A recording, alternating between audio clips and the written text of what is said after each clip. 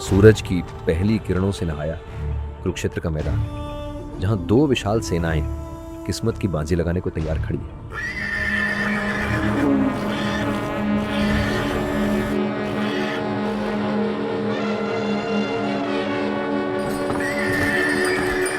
युद्ध के घने बादलों में घिरा अर्जुन उन चेहरों को देखता है जो कभी अपने थे, मित्र, गुरु, अपने, आज शत्रु बनकर सामने खड़े।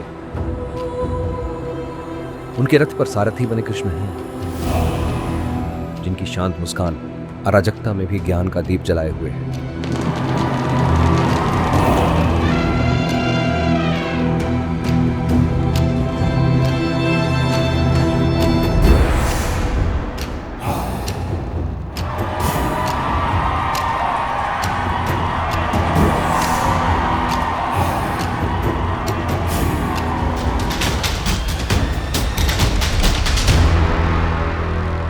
यादों के साये में डूबा अर्जुन, छांव भरे बागों में हंसी के तराने, गुरु की सीख के अफसाने, परिवार की बाहों में सुकून के ठिकाने।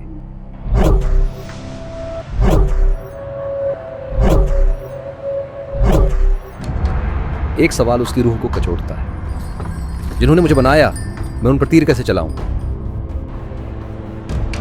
बेचैन होकर अर्जुन धनुष नीचे रख देता है, उसकी आवाज कांपती है। कृष्ण मन टगमगा रहा है, ये युद्ध मेरा हृदय स्वीकार नहीं करता, मुझे रास्ता दिखाओ, इस द्वंद्व से मुक्त करो।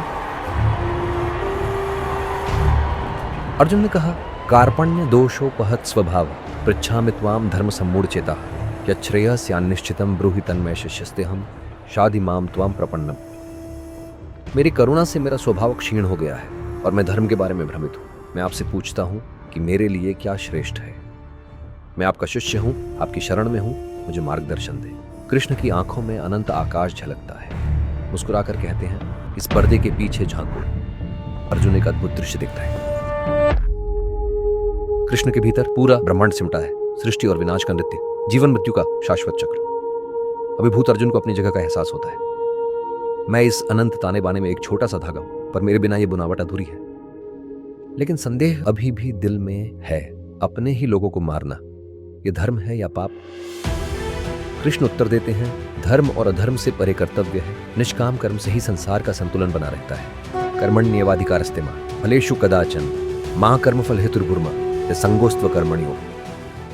तुम्हारा कर्म पर अधिकार है, फल पर नहीं, इसलिए कर्म के फल की चिंता मत करो, नहीं निष्क्रियता में आसक्त हो।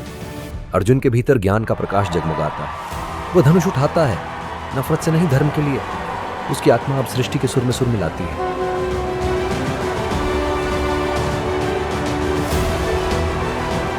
शंखनाद के गूंज में धरती कांपती है। अर्जुन नई शांति के साथ आगे बढ़ता है।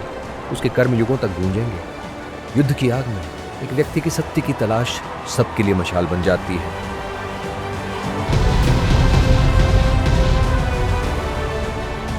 यही है अर्जुन का द्वंद्व, एक योद्धा, एक साधक, एक नायक।